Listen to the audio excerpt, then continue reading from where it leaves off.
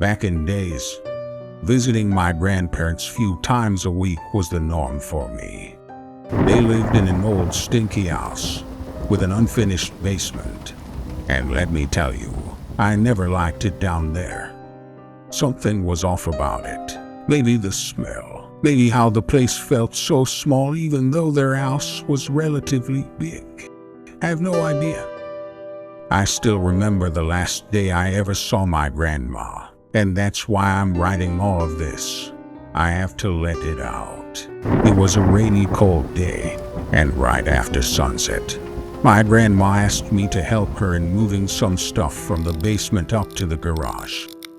I didn't mind helping, even with all the chills that the basement gives me.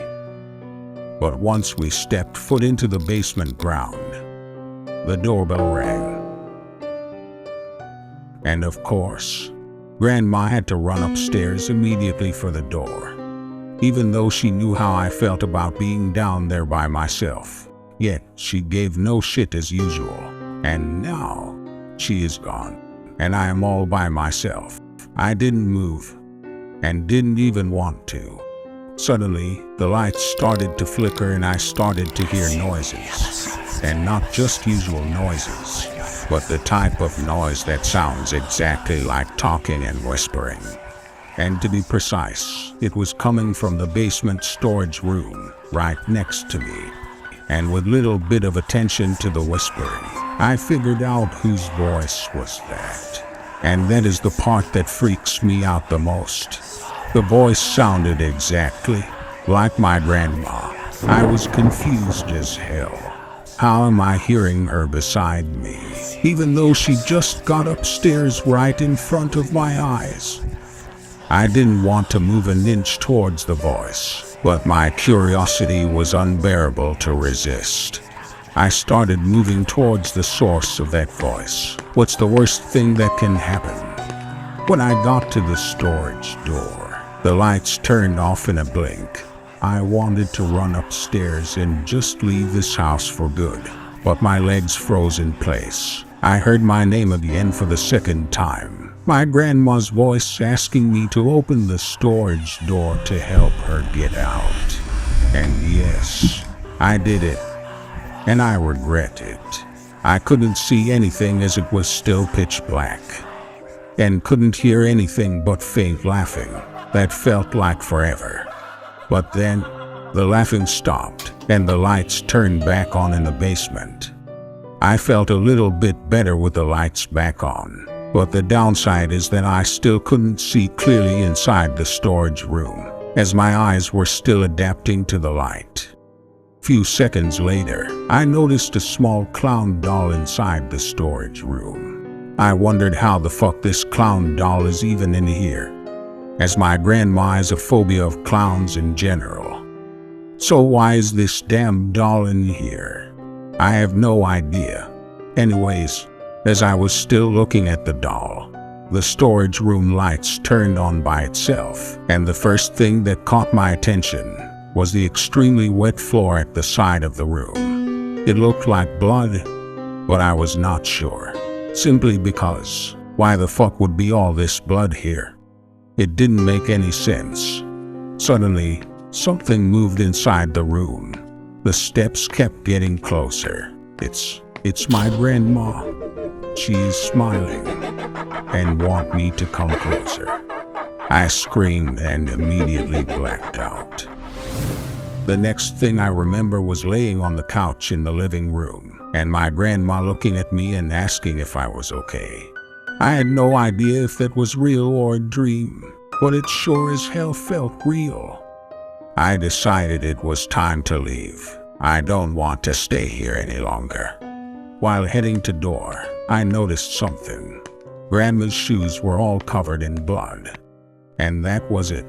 I don't remember much other than running like a maniac to my home across town. Next morning, we had a call from Grandpa telling us that Grandma is dead. She hanged herself in the basement that night. To this day, I live with utter regret. Some may say it's all in my head, and none of this even happened, or that she was just suffering from depression or something. But deep down inside, I know it was all because of me. Something was off with that voice behind the storage door, the same voice that led my grandma to hang herself up. All I can do is grief out loud here from a burner account, till I have enough courage to end it all.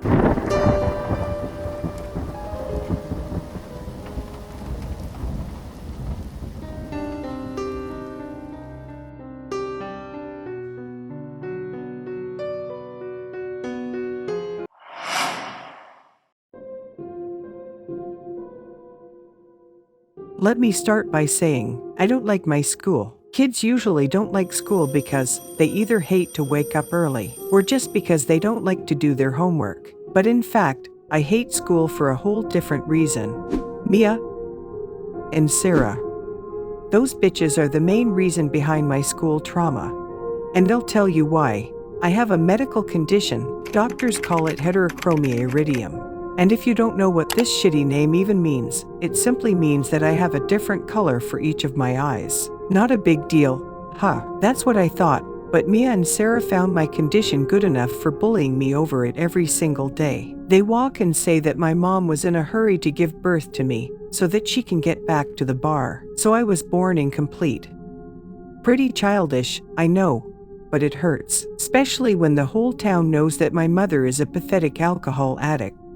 And that is the same reason that made my dad divorce her while I was just 2 years old at the time. My life was all about loneliness and suffering. But with all of that, I was not mad or anything. You can say I got used to my lifestyle. Anyways, I decided to visit my therapist today. Maybe he can help me with my bullying issue. Especially that the meds he prescribed earlier were damn expensive that I never had a chance to stay on them on schedule.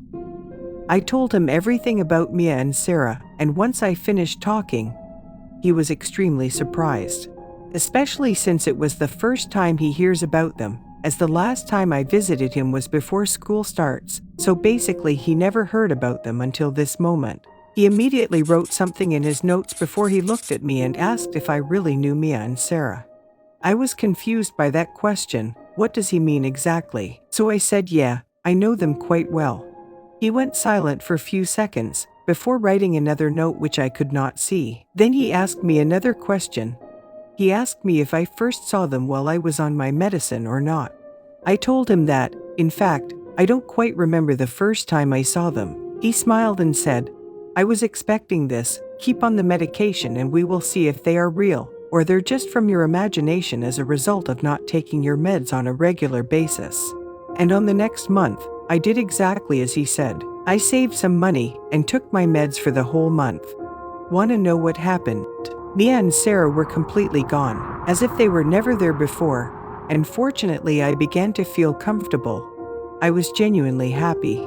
Until one day, I woke up to the sound of a hard knocking on the door of my house. There were 2 police officers, and I thought they came cause of any problem my mom caused to her usual overdrinking. But what happened was the exact opposite. They were coming for me. They said that they found 2 dead bodies in the woods. They were of 2 girls, Mia and Sarah. Beside the bodies, they found the knife in which they were killed by. And after comparing those fingerprints on the knife to our school student records, they found out that those fingerprints were actually mine. I got arrested for the murder of Mia and Sarah. I killed them. And honestly, I don't regret it.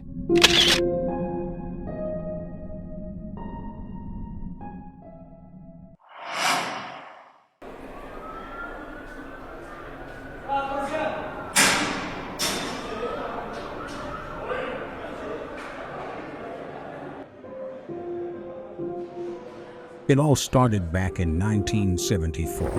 When I was a successful journalist everyone wanted to be like. I was going back home after a long day of work, and all what I was thinking about was Richard Nixon, who was just airing his resignation this morning. They even gave us an allowance to leave work at 12 p.m. that day. But of course, I was from the unlucky bastards who had to stay for a full shift to cover the news. Anyways, while I was on my usual everyday path, I had a sense of something off going on, as there was a car following me from distance.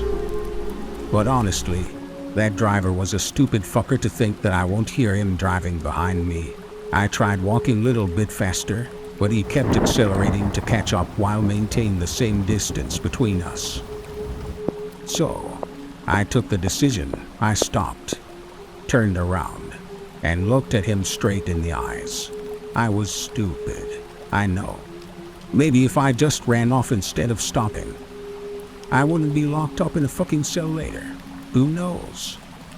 Anyways, as when I turned around to look at the guy following me, I simply found no guy. In fact, what I saw was an old lady. She smiled at me in the most friendly way you can imagine.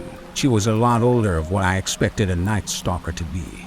I felt I knew this woman from somewhere, but I just can't remember. She suddenly got out of her car and started approaching me in very slow steps. I hesitated, thought of walking away, running as fast as I could, but I just didn't. She kept walking until she was few steps away from me. "How are you, Smirky?" she said. And in case you don't know, Smirky was my nickname during my miserable childhood. And no, I wasn't terrified, cause at this point, I was sure this old woman is a boring old relative whom I don't have a memory of, just like the rest of my family. I prepared myself to some boring family conversation, but she didn't even wait for my answer. She patted me on the shoulder and told me to take care of myself and went on her way.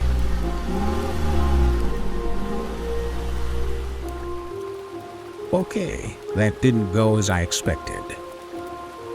She isn't a night thug thief or a weird stalker. She's just an old woman who seems to know me for ages. And if that's the case, why didn't she just came over to say hi the moment she saw me, instead of just following me from a distance like a weirdo?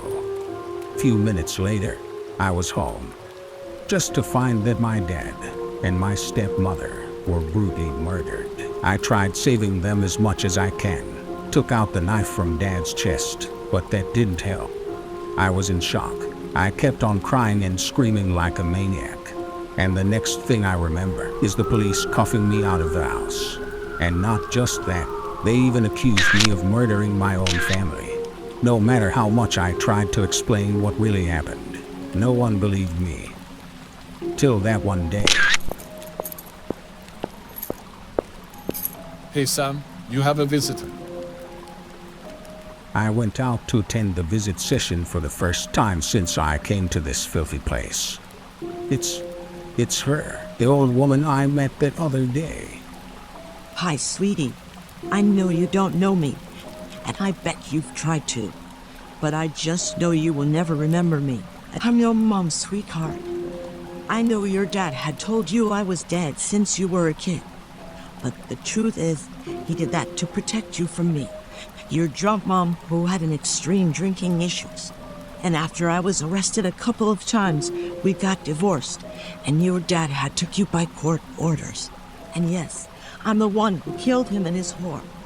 All I wanted from him was to see you in person and to tell you that I was alive. Your mom is alive and waiting for you. But he and his wife treated me as if I was a beggar, a worthless human that doesn't even deserve to live at all. I don't want you to worry, sweetie. I'll get you out of here tonight. I'll leave my apartment door open so they can find my dead body probably by the morning. I'll leave a recorded tape by me.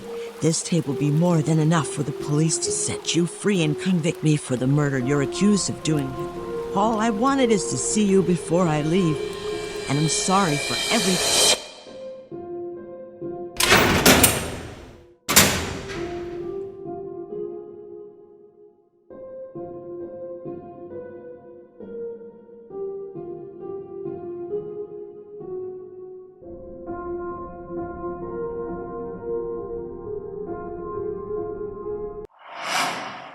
This story happened back in 1972.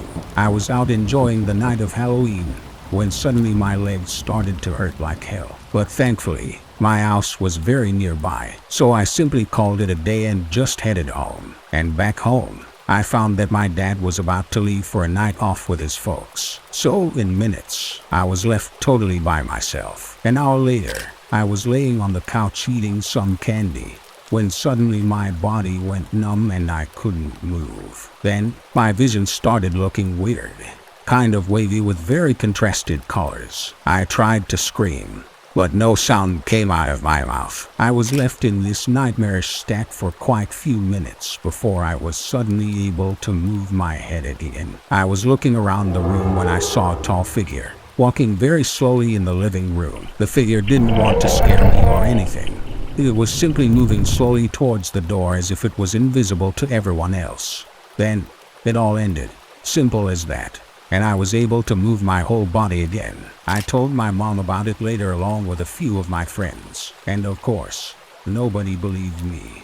If any of you have any good explanations on why this happened, please tell me.